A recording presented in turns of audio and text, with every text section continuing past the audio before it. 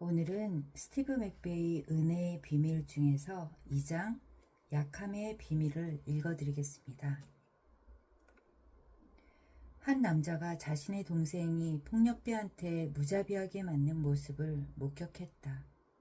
분노가 치밀어 올랐다. 사랑하는 사람이 잔뜩 웅크리고 손으로 머리를 감싼 채 바닥에 누워 어떻게든 자신을 보호하려고 애쓰고 있었다. 그 폭력배는 그가 바닥에 누워 신음하며 괴로워하는데도 아랑곳하지 않고 옆구리를 세차게 걷어찼다. 이 모습을 본 남자는 본능적으로 그 폭력배와 폭행을 당하는 동생이 있는 쪽으로 다가갔다. 그는 주위를 살펴 아무도 없다는 것을 확인했다. 그곳에는 사악한 폭력배, 속수무책으로 당하는 피해자, 그리고 자신뿐이었다. 그는 그 폭력배 뒤쪽으로 살그머니 다가가 뒤통수를 정통으로 가격했다. 그러자 그가 비틀거리며 중심을 잡으려고 애썼다. 남자는 몇 걸음 물러났다가 다시 한번 온 힘을 모아 폭력배를 때렸다. 그러자 그는 그만 바닥으로 쓰러지고 말았다. 어떤 소리도 내지 않았다. 숨도 쉬지 않았다. 그러더니 곧 그의 코와 귀에서 피가 흘러나오기 시작했다. 죽은 게 분명했다. 동생은 자신을 공격하던 그 폭력배를 잠시 본 다음에 자신을 구해준 형을 쳐다보았다. 그리고 아무 말도 하지 않았다. 그러더니 뒤돌아서서 잽싸게 달아났다. 여기저기 맞아서 몸이 불편한 와중에도 빠르게 도망쳤다. 남자는 동생이 가까이 있는 건물로 사라지는 것을 본 뒤 다시 주위를 살폈다. 여전히 아무도 없었다. 황급히 시체를 끌어올렸다. 다른 사람한테 들키기 전에 시체를 처리해야만 했다. 그는 자신이 한 일이 정당하다고 느꼈다. 하지만 경찰이 본다면 일이 복잡해질 게 분명했다. 그러므로 시체가 발각되기 전에 얼른 숨겨야 했다. 그것을 모두 지켜본 목격자는 단 한 명뿐이었다. 그렇지만 바로 그 사람 때문에 그는 법망을 피해 다니는 도망자, 신세가 되고 말았다. 그는 최소한 40년은 숨어 지내야만 했다. 하나님이 쓰시지 못할 만큼 약한 사람은 없다. 마치 영화 속의 한 장면 같은가? 첩보 영화 속 도망자에 관한 이야기처럼 들릴지도 모르겠다. 그러나 영화 대본에서 따온 게 아니라 바로 출애굽기 2장 속의 이야기이다. 폭력배를 죽이고 도망한 사람은 다름 아닌 모세이다. 히브리서 11장은 그를 믿음의 사람이라고 칭했다. 하지만 그가 처음부터 그런 사람은 아니었다. 출애굽기 2장 11절을 보면 모세가 장성했다는 말씀 바로 뒤에 그가 살인자가 되었다고 전한다. 하나님의 가장 위대한 종이라고 해도 될 만한 장성한 모습과는 완전히 딴판이다.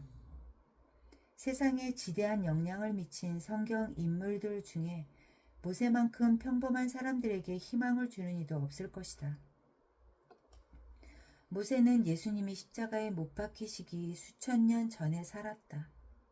하지만 그의 삶을 보면 하나님이 그분의 영광을 위해 쓰려고 계획한 사람들을 얼마나 은혜 충만하게 준비시키셨는지 잘 알 수 있다. 당신은 어떤 면에서 보면 모세보다 한 발 앞서 있다고도 볼 수 있다. 적어도 모세처럼 살인을 저지르지는 않았으니 말이다. 당시 모세가 성인기 초반에 저지른 잘못에 비하면 당신은 하나님이 세우신 계획에서 그리 멀리 떨어져 있지 않다. 어느 날 조씨가 굉장히 낙담한 채로 나를 찾아왔다. 스티브 목사님, 무엇이 문제인지 통 모르겠어요. 제가 잘할 수 없는 일이 너무 많아서 하나님이 저를 못 쓰시는 것 같아요. 그러니 가치 있는 삶을 경험할 수 없는 것 아닐까요? 전 너무 나약한 사람 같아요. 나는 그가 살아온 배경을 잘 알았다. 그는 그리스도를 믿은 이후에도 심각한 실수를 몇 번이나 저질렀다. 이제 그는 자신의 죄 때문에 쓸모있는 사람이 되기는 이미 글렀다고 생각했다. 당신도 혹시 조시와 비슷한 생각인가? 삶에서 성취감을 느끼지 못하는 이유를 이해하려고 할 때 우리는 종종 잘못된 곳을 바라보며 답을 찾으려 한다. 조시는 도덕적 약점 때문에 그렇다고 믿었다. 하지만 그의 약점은 결코 문제가 아니었다. 하나님이 죄 없는 사람들만 사용하신다면 이 세상 누구도 자격을 얻을 수 없다. 모세는 자신이 강하다고 생각했다. 그리고 조시는 자신을 약하게 보았다. 모세는 자신의 힘에 의존하기 시작했다. 그리고 조시는 자신에게 더 많은 힘이 필요하다고 생각했다. 이 두 사람 모두 옳지 않다. 우리는 약함에 대한 비밀을 알아야 한다. 약함은 오히려 유익하다. 좋은 것이다. 사회는 늘 우리에게 강해져야 한다고 말한다. 우리가 배운 바에 따르면 강해지는 것은 자신에게 달렸다. 심지어 인생을 스스로 개척하는 많은 사람에게 처음에 성공하지 못하더라도 노력하고 또 노력하라는 말이 주문처럼 되어 있다. 그렇지만 이러한 자세는 하나님 나라에 대한 잘못된 접근 방법이다. 수많은 사람이 하나님을 영화롭게 하려면 강해져야 한다고 생각한다. 하지만 실제로는 너무나 약해서 쓰시지 못하기보다는 너무나 강해서 하나님이 일하시지 못하는 경우가 허다하다. 하나님이 우리를 통해 계획하신 삶은 우리의 힘과는 무관하다. 오히려 충분히 약해야 한다.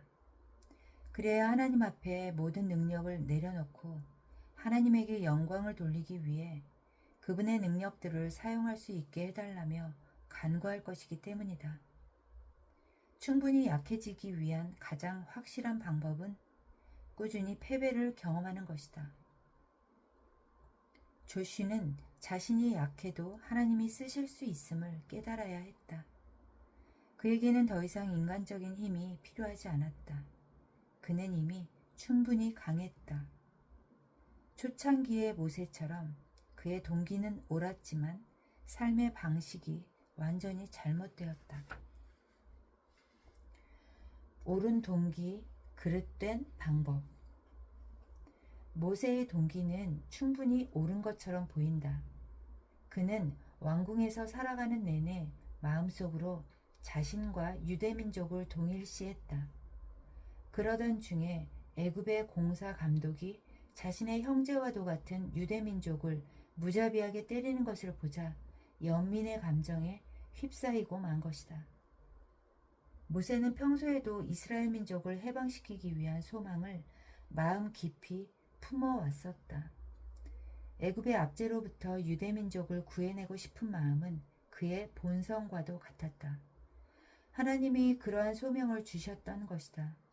모세는 그들을 해방시켜야 할 필요성을 느꼈고 그래서 무언가를 하고자 했다. 하나님이 주신 욕구가 그를 자극했다. 그러나 모세는 치명적인 실수를 저지르고 말았다. 그 일을 해낼 만큼 자신이 강하다고 생각했던 것이다. 자기 힘에 의존하면서 옳다고 판단되는 일을 했다. 그는 결국 자신의 힘을 믿고 옳은 일을 하려고 하면 심지어 하나님이 계획하신 일조차도 큰 낭패로 이어진다는 사실을 깨닫게 되었다. 이 책을 읽고 있는 사람이라면 이미 영적인 문제에 대해 꽤 진지한 관심을 가지고 있을 것이다. 그런 사람들은 대체로 하나님이 계획하신 대로 살고 싶어 한다. 실제로 많은 사람이 그렇게 생각한다. 그러나 모세처럼 하나님이 계획하신 삶을 살려면 스스로 강해져야 한다는 잘못된 관점을 버려야 한다. 나 역시 30여 년에 달하는 영적 여정을 지내오며 이러한 함정에 빠져 있었다. 나에게는 하나님에게 영광을 돌리는 삶에 대한 간절한 갈망이 있었다. 진심으로 내 삶이 이 세상에 영향을 미치기를 바랬다. 그래서 하나님에게 내 자신을 헌신하고 내 능력들을 사용함으로써 그분의 영광을 드높이려고 노력했다. 모세와 마찬가지로 내 동기만 보자면 옳은 행동이었다. 그렇지만 방법이 잘못되었다. 하나님은 우리가 그분을 위해 무언가를 하면서 우리의 능력에 의존하기를 원하지 않으셨다. 그분은 우리가 우리의 능력이 아니라 전적으로 하나님의 능력에 의지할 것을 계획하셨다.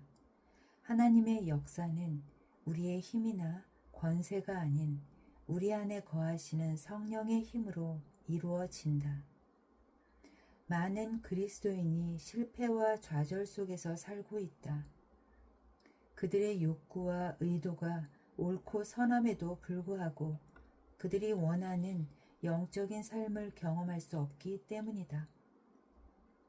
자신들이 강해져야 한다고 믿는 것이 문제가 된다. 놀랍게도 하나님에게는 강한 사람보다는 약한 사람들이 필요하다. 이처럼 하나님만이 그 완수된 것을 이루실 수 있는 분이다. 베드로는 성령 강림절에 설교하면서 우리가 어떤 방식으로 살아가야 하는지 그 방법을 전했다. 그는 이 세상에서 예수님이 어떻게 사셨는지 분명히 알고 있었다. 이스라엘 사람들아, 이 말을 들으라. 너희도 아는 바와 같이 하나님께서 나사렛 예수로 큰 권능과 기사와 표적을 너희 가운데 베푸사 너희 앞에서 그를 증언하셨느니라. 사도행전 2장 22절. 성경에 따르면 하나님이 예수님을 통하여 권능과 기적과 표적을 이루셨다고 말한다. 예수님은 자신이 지닌 인간적인 힘으로 살지 않으셨다. 그분은 아버지가 공급하시는 무한한 힘의 의지에 살았다. 베드로는 예수님이 사명을 다하고자 아버지에게 의존한 분이었음을 강조한다. 이와 같이 예수님도 자신의 삶에 권능을 부여하기 위해 아버지를 전적으로 의지했는데 왜 우리는 타고난 능력을 힘입어 우리 스스로 하나님을 위해 무언가를 할 수 있다고 생각할까? 약함을 통해 배운 비밀. 모세는 유대민족을 해방시키고자 하는 강렬한 욕망에 사로잡혀 있었다. 그는 굉장히 극단적인 투지를 가지고 있었다. 그래서 애굽 사람을 한 명씩 제거해 나가다 보면 유대민족을 해방시킬 수 있을 것이라 생각했다. 그는 모든 애굽 사람을 한 번에 무너뜨릴 만큼 충분히 강하지 않았지만 한 명씩 없애며 최선을 다하면 가능하다고 판단했을 것이다. 그는 하나님의 방법에 대해 배워야 할 게 무척 많았다. 하지만 그런 사실을 몰랐다. 그렇지만 주님은 그가 배움의 과정을 거치도록 계획하셨고 그로 인해 모세는 하나님의 방법을 차츰 배워나갔다. 모세는 애굽 사람을 죽인 다음 날 밖으로 나가 유대민족 2명이 싸우는 것을 보았다. 그가 달려가 물었다. 왜 친구를 때리고 있어? 그러자 그중 한 명이 모세에게 되물었다. 누가 당신에게 우리를 심판할 권한을 주었소? 애굽 사람을 죽인 것처럼 나한테도 그렇게 할 테요? 이 말을 들은 모세는 아마 등골이 오싹했을 것이다. 자신의 소행이 탈로 났기 때문이다. 애굽의 바로 왕도 그 사건을 전해 듣고 모세를 죽이려고 했다. 우여곡절 끝에 모세는 미디안 사막으로 간신히 도망칠 수 있었다. 그의 생활 환경은 순식간에 바뀌었다. 바로 전날까지 바로 왕의 궁전에 살던 모세가 광야에서 지내게 된 것이다. 궁전 내부에서 음미하던 상쾌한 향기는 온데간데 없고 양들이 뿜어대는 악취가 코를 찔렀다. 푹신한 침대가 아닌 지프로 만든 침대에 누워 하늘을 지붕 삼아 자야 했다. 왕족의 예복은 양치기의 누더기와 바퀴였다. 모든 것이 사라졌다. 모든 것을 잃었다. 한때는 왕자였지만 지금은 광야의 양치기일 뿐이다. 모든 권세가 사라지고 말았다. 그의 유일한 소망은 사악한 압제자들로부터 하나님의 사람들을 해방시키는 것이었다. 그런데 하나님은 그에게 왜 그런 일이 일어나게 하셨을까? 1989년 나는 스스로를 성공한 목사라고 느꼈다. 내가 섬기는 교회는 부흥하고 있었고 그런 성공을 바탕으로 나는 스스로를 유능하고 뛰어난 사람이라 여겼다. 그런데 어느 날 하나님이 그 모든 것을 바꾸어 놓으셨다. 과거에 효과를 보았던 것들이 더 이상 통하지 않았다. 실제로 계획한 것들 중에 제대로 되는 일이 없었다. 나는 자책했다. 그리고 교회 탓을 했다. 심지어 하나님을 탓했다. 시간이 지나자 하나님은 모세를 광야로 이끌어 가르치고자 한 그 진리, 즉 약함의 비밀을 나에게도 가르치기 시작하셨다. 하나님은 우리가 자유의지와 판단력을 통해 발휘할 수 있는 힘에 의지하지 않기를 바라신다. 그것은 어리석은 자들이 더 잘하려고 노력할 때 사용하는 방법이지. 하나님 나라에서는 통하지 않는다. 모세처럼 많은 사람이 힘든 과정을 거쳐 그 사실을 깨닫는다. 척박하고 황량한 상황에서 그것을 배우는 것이다. 그러므로 자신이 어려운 환경에 처해 있다는 생각이 들 때 하나님이 당신을 잊고 계신다는 속삭임에 넘어가서는 안 된다. 하나님은 마땅한 이유가 있어 당신을 그곳에 두신 것이다. 또한 어려운 상황을 사탄의 탓으로 돌리지도 마라. 사탄에게 그런 영광을 주어서는 안 된다. 하나님은 사탄을 통치하시는 분이며 그분의 뜻을 이루기 위해 당신의 고통을 쓰실 것이다. 하나님은 우리에게서 하나님을 제외한 모든 것을 떼놓기 위해 인생의 사막을 경험하게 하신다. 이때 하나님은 내 일에 무심하시다는 거짓말이 당신의 마음을 파고들 수도 있다. 하지만 그분은 우리를 돌보신다.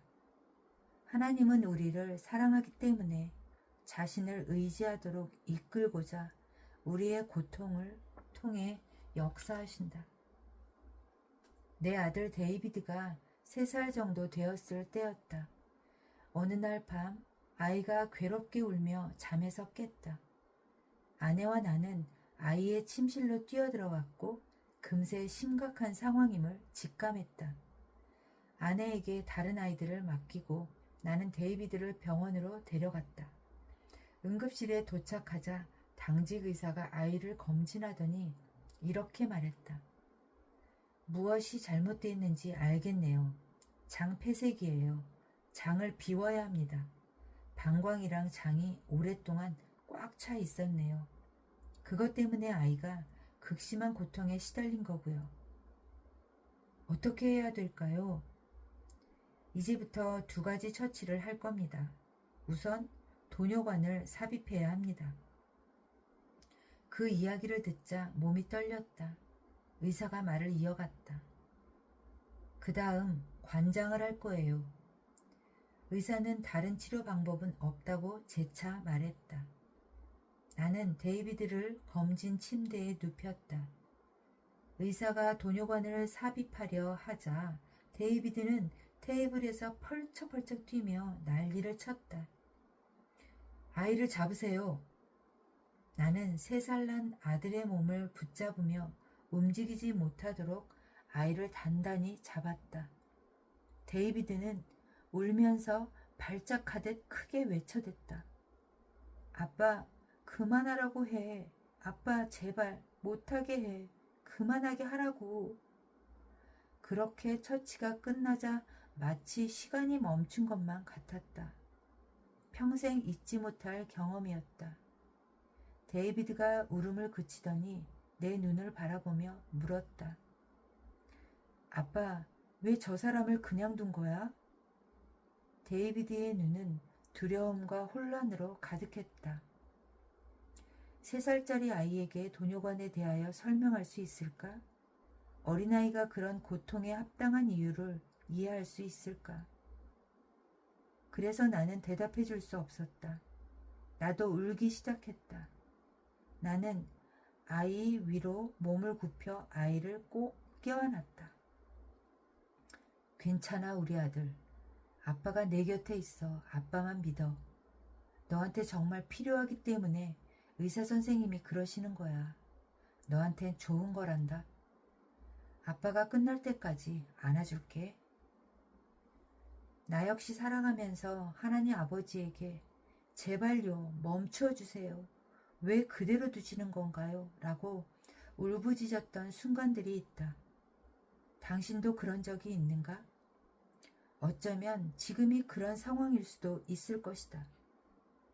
환경이나 정황이 도저히 납득되지 않을 수도 있다.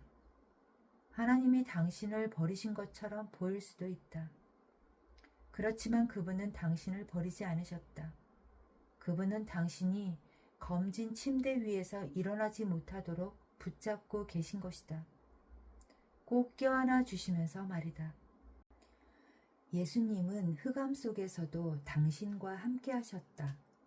그분은 당신의 고통을 즐기지 않으신다.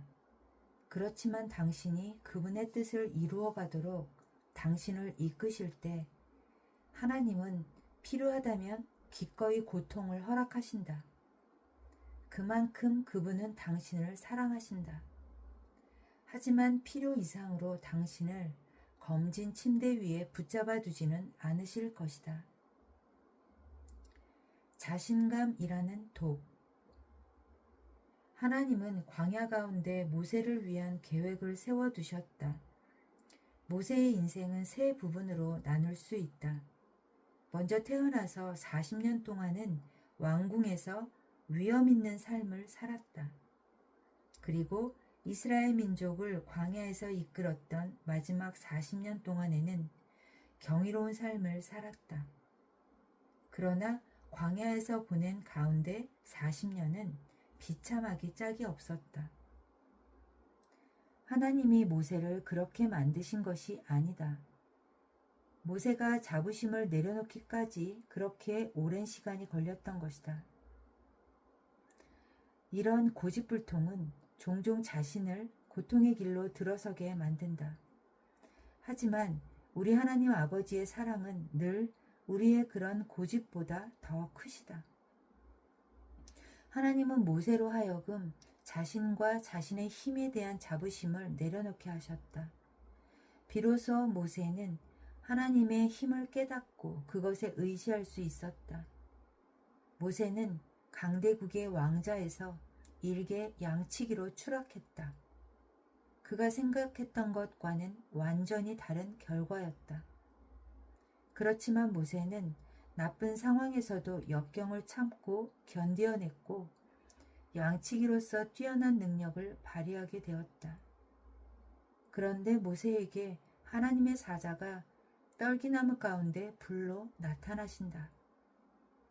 출애굽기 3장에서 4장에는 모세가 하나님과 만나는 이야기가 기록되어 있다. 하나님은 이스라엘 민족들을 해방시키기 위해 모세를 쓸 것이라고 그에게 밝히셨다. 그때 모세는 자신의 능력에 대한 확신이 전혀 없었다.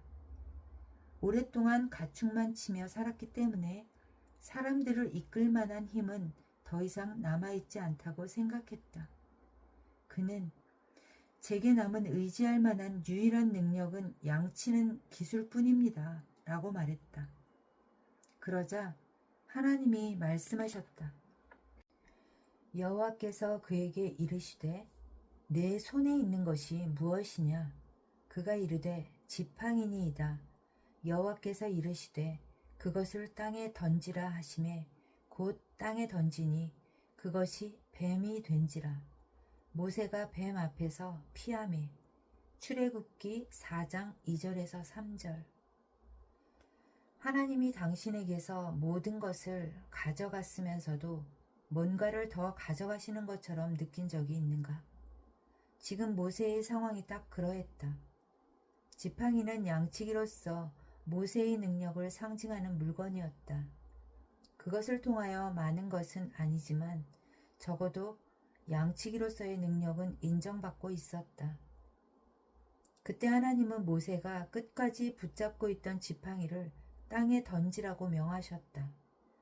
그리고 모세가 말씀을 따라 지팡이를 던지자 그것은 뱀이 되었다. 마침내 모세는 하나님이 바라시던 것을 깨달았다. 그는 그때까지도 자신을 온전히 내려놓지 못했던 것이다. 즉, 강력한 민족의 리더로서의 능력은 부족했더라도 뛰어난 양치기가 될 힘은 남아있다고 자부했던 것이다. 이 두 가지 형태의 힘은 모세가 스스로의 삶을 운영해가는 두 가지 방법에 지나지 않았다. 이제 그는 그것이 무엇인지 직시하게 되었다. 자신이 믿고 의지하던 자부심과 힘이 그에게는 줄곧 치명적인 독이었음에도 여태껏 그것을 깨닫지 못했던 것이다. 어느 날 한 청년이 나를 찾아와서 자신이 절망 가운데 살고 있다는 이야기를 털어놓았다. 스티브 목사님, 이해가 안 돼요. 예수님을 믿기 전에 제 삶은 방탕 그 자체였어요. 술을 마시고 부도덕하게 살았고 심지어 마약도 했죠. 그렇지만 그리스도인이 되면서 그런 생활을 모두 접었어요. 이제는 교회에만 몰두하고 있어요. 교사로 봉사도 하고 찬양대에서도 활동하고요. 때로는 교회 목사님에게 도움이 필요할 때마다 가까이서 챙겨드리기도 하는걸요. 그런데 삶이 변한 지금도 왜 이렇게 절망스러운지 알 수가 없어요. 그렇게 한참 이야기를 나눈 뒤에 나는 그의 문제가 무엇인지 말해주었다. 마이크, 자신이 잘못된 방식으로 성취감을 채우려 한다고 생각해 본 적이 있나요? 내가 물었다. 그러자 청년은 당황한 기색이 역력했다. 나는 말을 이어갔다. 당신은 그저 과거의 형편없는 모습을 지금의 조금 나은 모습으로 바꾼 것 같아요. 자신을 파티광이 아니라 열혈 교회 봉사자로 생각하고 있어요. 맞죠? 그러자 그가 물었다. 교회에서 활동하는 것이 뭐가 문제가 되나요? 잘못했다고 말하는 게 아니에요. 좋은 일이 될 수도 있죠. 그러나 하나님은 우리가 바른 일들을 통해 성취감을 얻도록 계획하지 않으셨어요. 하나님은 우리가 그분 안에서 성취감을 느끼기를 바라시죠. 대화를 계속 이어가면서 그 청년은 문제를 제대로 인식하기 시작했다.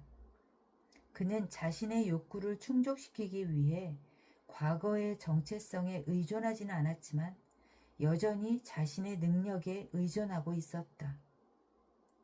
모세는 왕족으로서의 삶을 양치기로서의 삶으로 바꾸었다.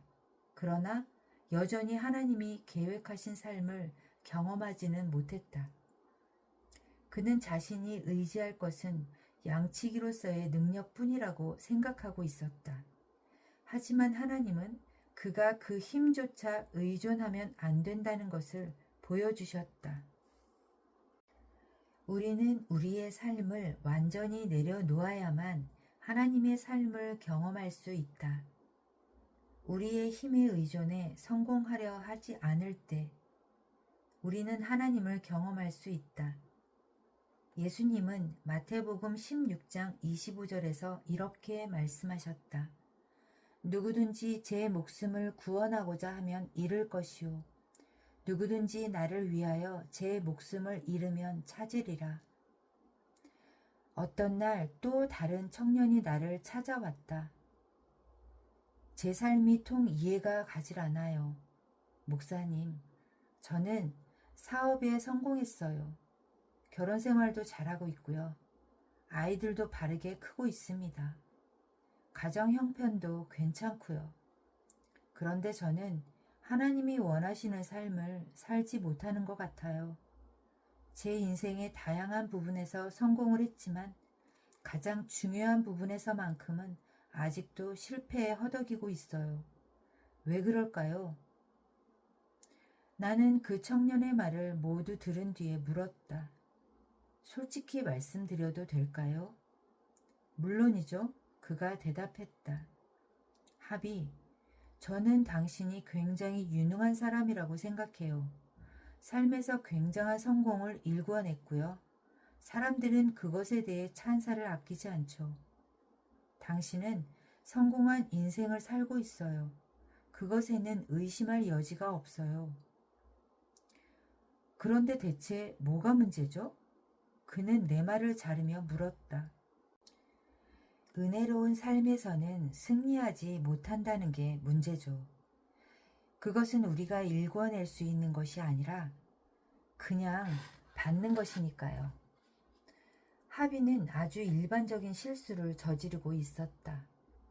영적으로 성공하는 삶은 강한 투지를 통하여 일궈낼 수 있는 결과물이 아니다. 대신 하나님이 우리를 통로 삼아 흘려보내시는 신성한 힘에서 나오는 것이다. 우리는 자신의 힘에 대한 신뢰를 버려야 한다. 오로지 하나님이 내주하시는 삶을 통해서만 가치 있는 일을 달성할 수 있음을 깨달아야 한다. 우리의 타고난 능력에 문제가 있지는 않다. 그 능력들 역시 하나님이 주셨으니까 말이다.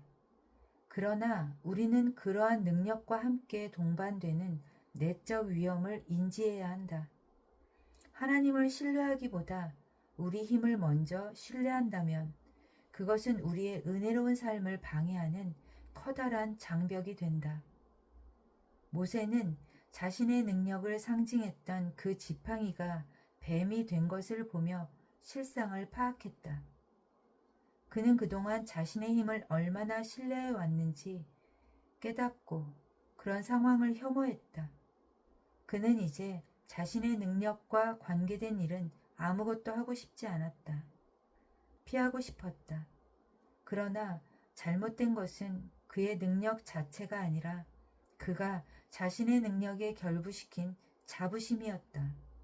그는 다시는 그렇게 살려고 하지 않았다. 하나님으로부터 오는 힘. 모세는 자신의 힘을 신뢰하는 자신의 어리석음을 보았다. 이제 그는 그 능력들을 되찾아도 자신을 의지하지 않을 만한 사람이 되었고, 그때 비로소 하나님은 그에게 또 다른 능력을 주셨다.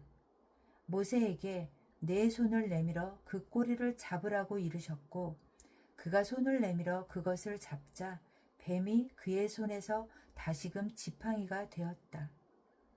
뱀의 꼬리를 잡을 때 물릴 수도 있었다. 모세는 주님이 지켜주실 것을 신뢰해야만 했다. 예수 그리스도 대신 자기 자신을 신뢰하면 세상 그 누구도 이러한 독으로부터 벗어날 수 없다. 우리 손에 쥐어진 지팡이는 언제라도 독사처럼 변할 수 있다. 그러므로 매 순간 예수님을 신뢰해야 한다. 권능을 더해주시는 예수님의 임재가 없는 상태에서 우리가 자신을 의존하고 자부심을 가진다면 치명적인 독에 중독되고 말 것이다. 우리가 자신의 능력을 신뢰하는 것이 잘못임을 깨닫게 될 때 우리는 약함의 비밀을 터득하는 단계에 이르게 된다. 즉 자신의 힘을 의지하지 않는다면 스스로가 약해도 괜찮다는 사실을 알게 된다. 하나님을 의지할 때 그분이 주시는 능력을 얻을 수 있다. 이전에는 우리의 선택과 판단에 따라 우리의 능력에 힘이 실렸다면 이제는 예수 그리스도의 생명이 우리의 능력에 권능을 불어넣는다. 하나님이 모세에게 손에 쥔 것이 무엇이냐고 물었을 때 그는 지팡이라고 대답했다. 그러나 모세가 자신의 사명을 위해 사막을 떠나 애굽으로 돌아갈 준비를 할 때에는 성경에서 이렇게 기록하고 있다. 모세가 하나님의 지팡이를 손에 잡았더라. 출애굽기 4장 20절. 그 이후로 성경에서는 그것을 절대 지팡이라 부르지 않는다. 늘 하나님의 지팡이라 일컫는다.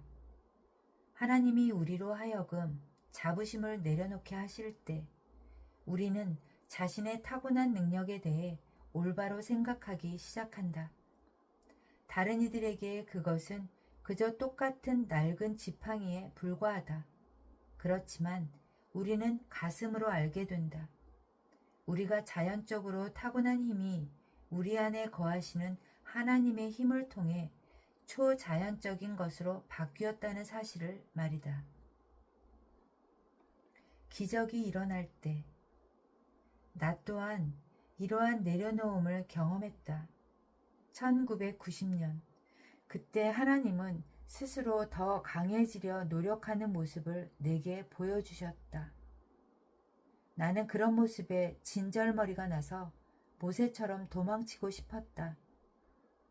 그런데 하나님의 은혜로 그분의 힘을 신뢰하게 되면서 스스로의 힘과 하나님의 초자연적인 힘의 차이는 밤과 낮처럼 너무나 극명하다는 사실을 깨달았다.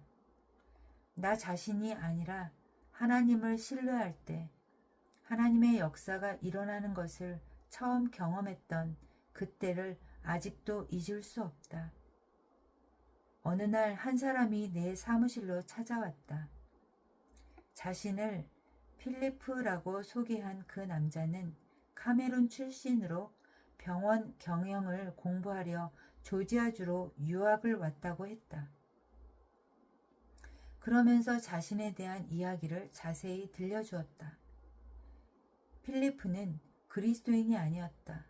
그렇지만 우리는 처음 만난 자리에서 복음에 대해 이야기했고 결국 그는 예수 그리스도의 복음을 믿기에 이르렀다. 우리는 화요일 오전마다 만나기로 약속했다. 나는 성경 공부를 통해 그가 조금 전에 깨달은 새로운 삶의 방식을 알려주기로 했다. 그는 매주 약속 시간마다 내 사무실로 찾아왔다. 우리는 거의 2시간 동안 성경 말씀을 나누며 그리스도인이 되는 것의 의미에 대해 알아갔다. 그리고 예수 그리스도 안에서 필리프가 어떤 존재인지 매 순간 예수님을 믿는 것이 무엇을 의미하는지에 대해서도 이야기했다. 또한 우리는 어떻게 하면 예수님이 우리를 통해 살아가실 수 있는지도 배웠다. 그는 점차 그리스도인이 되어가며 영적 성장을 경험하고 있었다. 그것을 지켜보는 것은 내게 큰 행복이었다. 6주 정도 지났을 때였다. 공부를 마치고 인사를 하려던 그가 물었다. 스티브 목사님, 공부할 때마다 제가 열심히 필기한 거 아셨어요? 그럼요, 알았죠. 목사님이 말씀하실 때마다 왜 그렇게 열심히 받아 적었는지 아세요? 글쎄요, 다음에 만나기 전까지 집에서 다시 보려고 그러신 것 같은데요. 아니에요. 사실 저는 매주 목사님이 말씀하시는 내용을 모국어로 적었어요.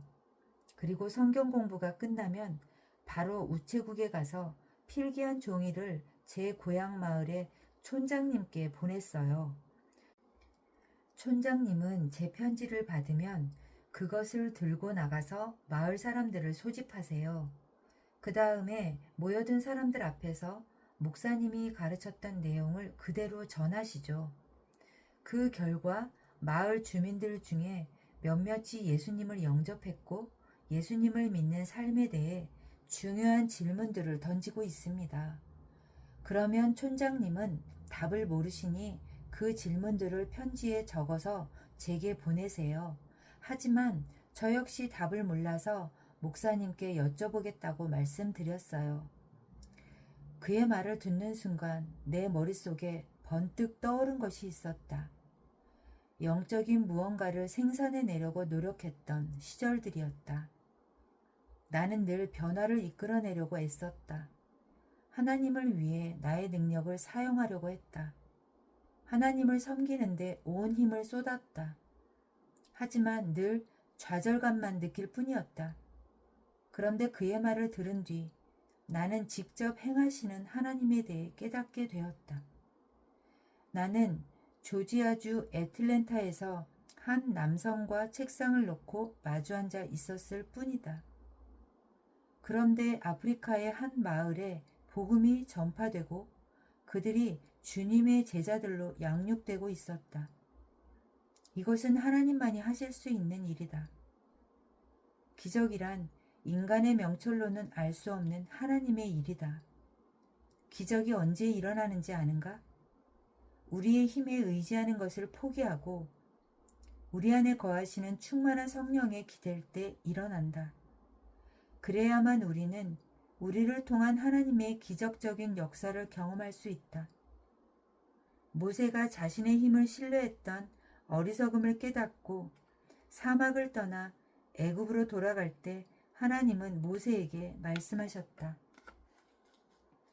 내가 내 손에 준 이적을 바로 앞에서 다 행하리라. 출애굽기 4장 21절.